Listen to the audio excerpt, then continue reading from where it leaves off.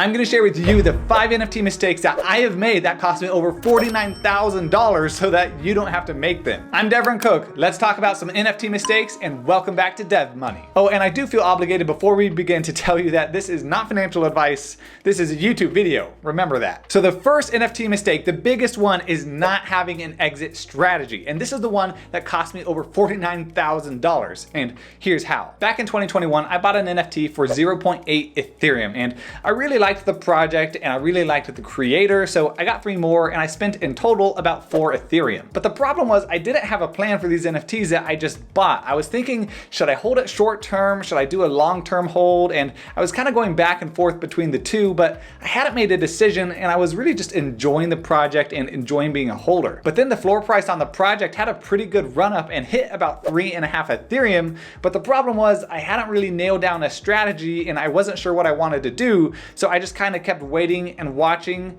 and then the floor price plummeted. Now, I'm not saying that holding is a bad decision. It really varies from project to project, but I do know in retrospect, had I sold those 4 NFTs, I could have gotten 14 Ethereum, which at that Ethereum price would have been about $49,000. And that still kind of stings a little. And that is why ever since then, I have made it my goal to have an exit strategy before I ever buy another NFT. And there's a lot of different exit strategies that you can have, and it's really gonna vary based upon your own investing preferences. For starters, you gotta decide whether or not you wanna hold for the long term, which I say is really anything over 6 months because that's actually pretty long in NFT land, or if you want to hold for the short term and really just make this more of a flip. And then once you've decided between holding short term or long term, you then have to pick a price target that you're looking to hit. And this can either be just some arbitrary number that you want to hit, like say 5 Ethereum, 10 Ethereum, or something like that, but be reasonable about it. Or you can set it as a percentage increase over your initial investment. And also remember with NFTs that if you buy one for 0.25 Ethereum and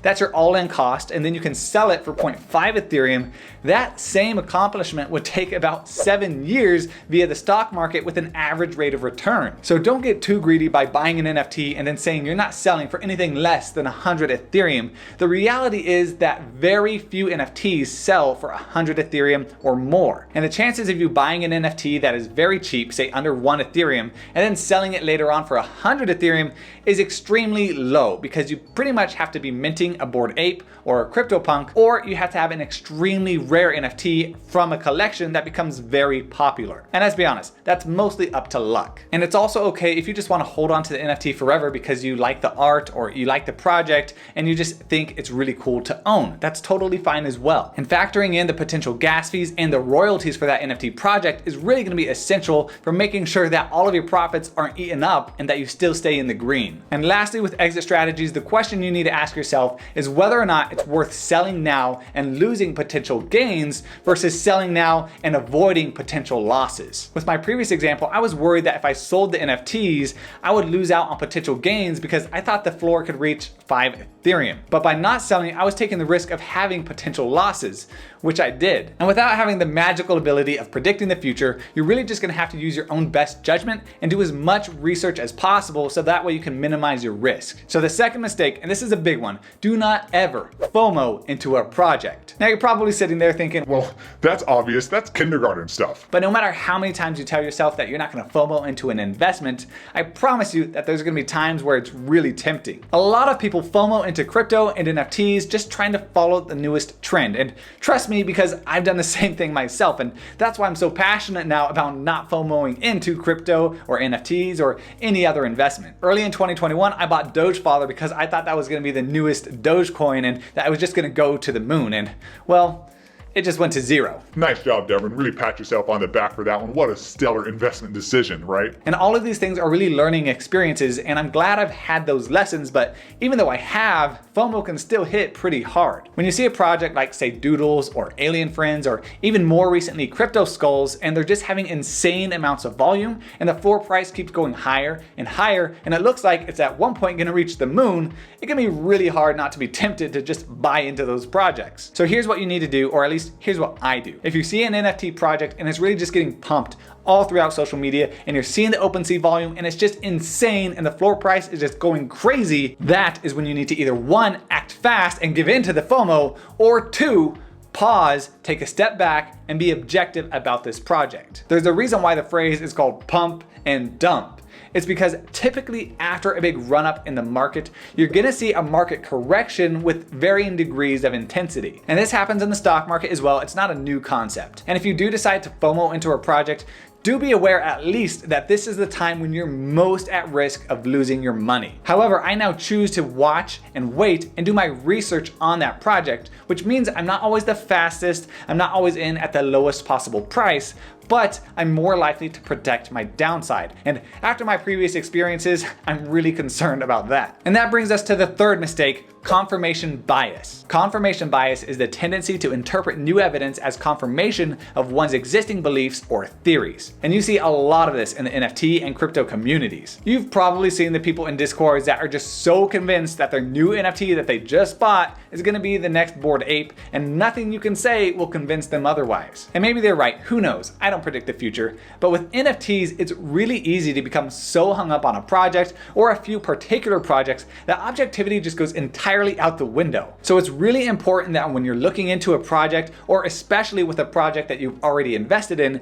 that you continue to be objective about where this project is going in the future. If nothing has happened with the project for the last couple of weeks or the last couple of months, and the roadmap is pretty stagnant, the developers haven't really done anything, and the floor price is reflecting that, well, at this point, it may be time to cut your losses and move on to a different project. That won't necessarily always be the case, but if you're seeing a bunch of red flags, don't let your initial conviction for that project override what your gut is telling you. Now, the fourth mistake is extremely simple, and it's not subscribing to my YouTube channel. So make sure to smash that red button down there so that the almighty YouTube algorithm can recommend my channel to more people like you. But really, the fourth mistake is paying way too much in gas fees, and I'm sure you've seen that they've just been insanely high lately. And ideally, the gas fees should be coming way down with the launch of Ethereum 2.0 later this year. Hopefully. But until we get to that point, the gas fees can make profiting off of an NFT extremely hard to do, especially with lower priced NFTs. So what's the solution? Well, here's a couple. The first solution is to get onto another blockchain that doesn't have gas fees, and a lot of people have been looking into this because they're just so fed up with the gas fees on Ethereum. Immutable X is a popular choice because it's a layer 2 solution, which means that it's built on top of Ethereum,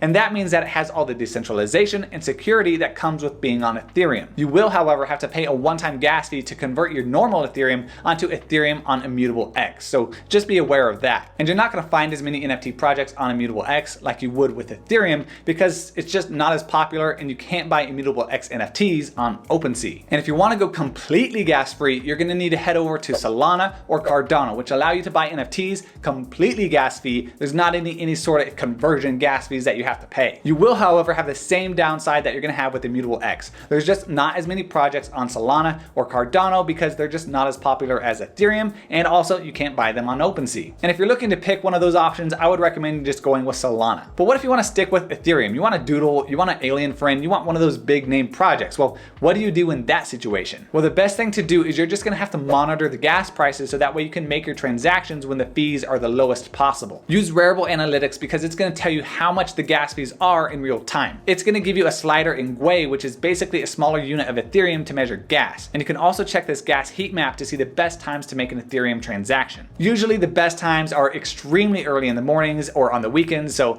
be ready for some late nights. So if you are looking to buy, sell, transfer, or even mint an NFT, I would recommend consulting the heat map so you can see when the cheapest time is to do so. Now, the fifth mistake is not checking the historical floor price of a project, and I'm honestly quite surprised that not many people are doing this, because when you go into OpenSea, you can't see the historical floor price for a project. You can see the average floor price and you can see the volume, but you're not going to be able to see the actual floor price from day to day. I personally think that knowing the historical floor price for a project is a really key component when making a buying decision, especially if you're trying to time your way into a project. So the easiest way to do this is actually to jump into my computer. So in this example, we're going to use Alien Friends, a very popular project lately. You can see here that the floor price is 2.64 Ethereum, and you can look at the activity like I just mentioned, and you can see what the activity has been doing over the last couple of days, and you can see that this is really all the info you're going to get. you can see that the average floor price was 3.59 Ethereum, and that's actually not even the average floor price, that's just the average price that they were sold for. You can see the volume, you can see the total number of sales, and this is definitely good information to have,